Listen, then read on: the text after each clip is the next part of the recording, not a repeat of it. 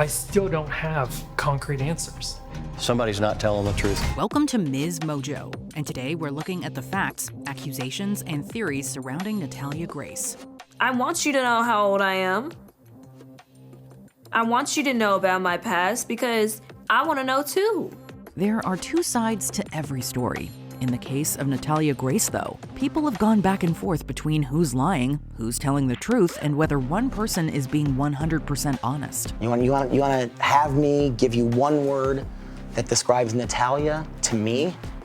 Enigma. While investigators have been able to pin down some facts, much of this story boils down to she said, they said. Natalia Grace is either a monster or a victim depending on who you ask. The answer may never be clear-cut, but everyone can agree on one thing. This is among the most fascinating and unsettling stories to grace the true crime scene in some time. You've adopted a kid and now they're trying to kill you. I mean, it's the stuff of a horror movie, right? Natalia's adoption and abandonment.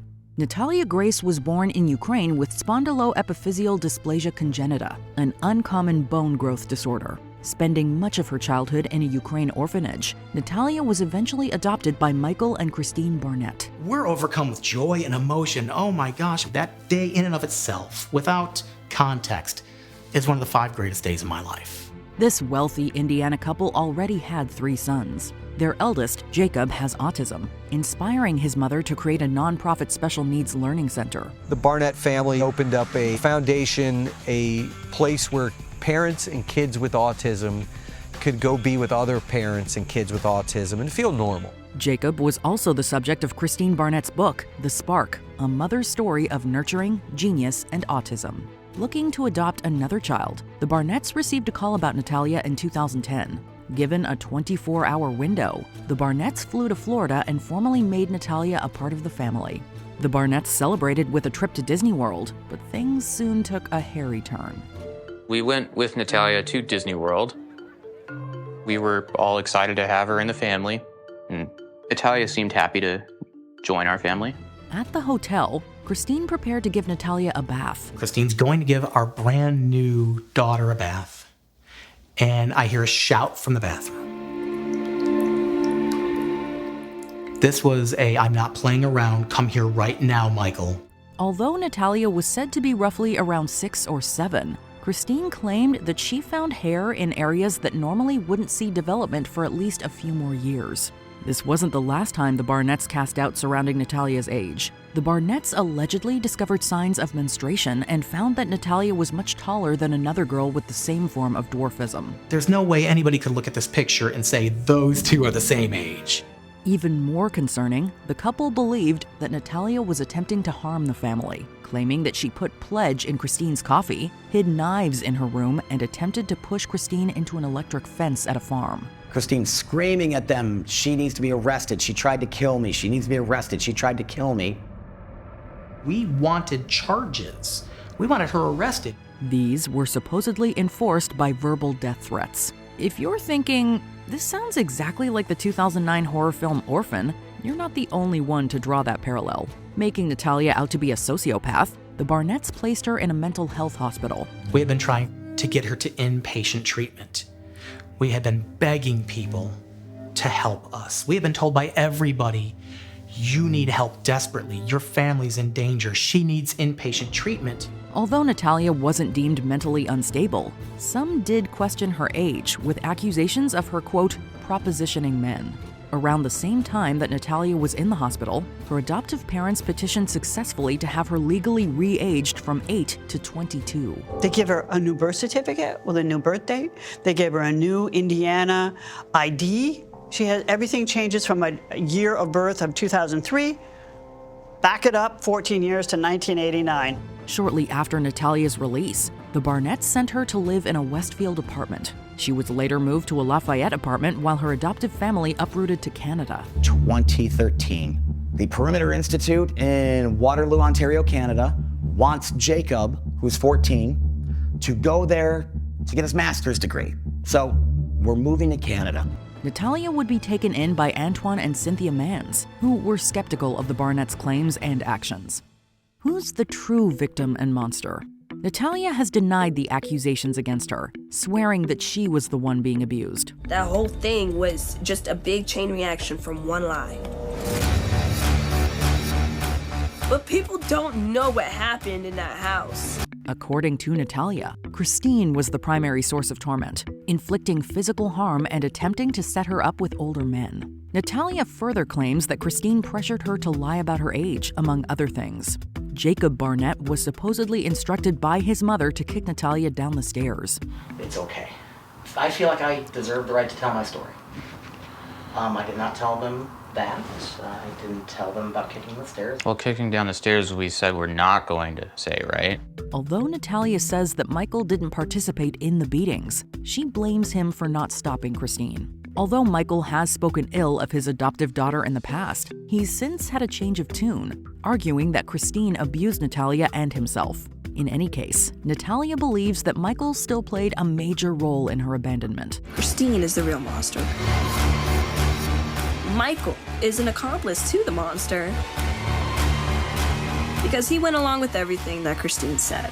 Michael filed for divorce in 2014, with his marriage to Christine officially ending in 2018. The following year, Michael and Christine were charged with child neglect. Prior to this, the Barnetts were on the cover of magazines and newspapers. And now, after being arrested and charged, being photographed for a whole different reason. A jury found Michael not guilty after roughly 2 hours of deliberation, although some key details were excluded from the trial, namely Natalia's age when the Barnetts abandoned her.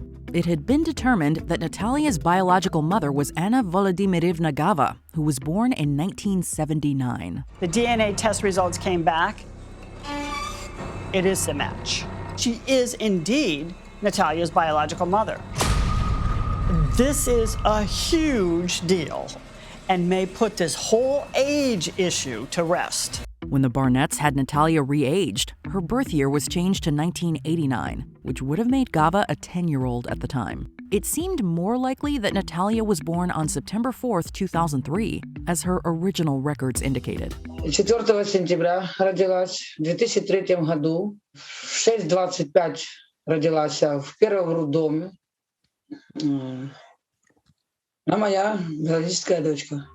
Nevertheless, the charges against Christine were dropped due to a lack of evidence. In August 2023, a DNA test found that Natalia was roughly around 20. Thus, she would have been around 9 when the Barnetts put her in an apartment. It's clear that the prosecution believes Natalia was a child when she was left alone to fend for herself in this apartment in Lafayette, Indiana.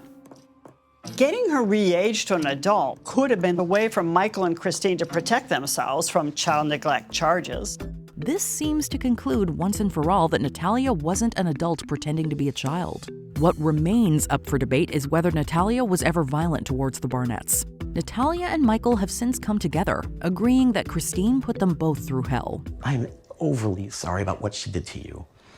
I am horrified by what she has done to you. I am sorry I wasn't stronger and didn't stop her.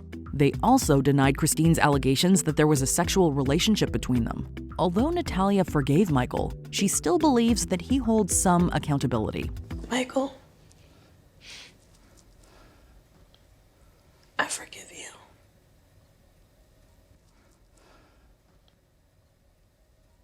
You don't have to. I don't forgive me. You should. Natalia is especially suspicious of whose idea it was to re-age her, a subject that Michael refuses to talk about. As for why the Barnetts adopted Natalia in the first place, it's been theorized that Christine wanted to exploit and profit off her. I feel like it was a mission of like boosting her ego type of thing. I feel like she just wanted people to be like, oh my goodness, like she's this amazing person. She just adopted a little girl from the Ukraine who has dwarfism. When that didn't go according to plan, they sought to distance themselves from Natalia. Cynthia Mans even suspects that Christine took direct inspiration from the movie Orphan in an attempt to paint Natalia as a monster. It was all copied off the movie Orphan. Ukrainian girl, Russian girl, check. Orphan, check. All this crazy stuff. Standing at the end of the bed with a knife. Check. After serving as her guardians for a decade, Antoine and Cynthia Manns officially adopted Natalia in June 2023. Assuming that Natalia really was an innocent victim, this might seem like the happiest ending possible. With this adoption, I'll be legally a part of the family, so that way I'll be protected while I do civil suits against the Barnetts. Before we continue, be sure to subscribe to our channel and ring the bell to get notified about our latest videos. You have the option to be notified for occasional videos or all of them. If you're on your phone, make sure you go into your settings and switch on notifications. There's just one more revelation that has given people pause. Who is Natalia Grace? Natalia Grace has presented her side of the story on Dr. Phil and the docuseries The Curious Case of Natalia Grace. Both make Natalia out to be a more sympathetic figure than the Barnetts implied. I had to learn a lot of life lessons at an early age. But I will forever embrace my past because I feel like it made me stronger. However, the Investigation Discovery series ends its second season on a note that throws everything into question. In a phone conversation, Antoine and Cynthia Manns are heard accusing Natalia of lying, backstabbing, and only caring about herself.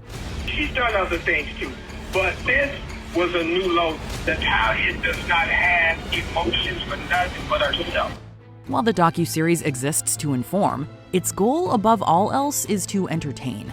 For all we know, this phone call could have been taken out of context to hook us in for a potential third season. That said, we're not sure how else to interpret this bombshell as of writing. We're done. Yeah. We're done with it.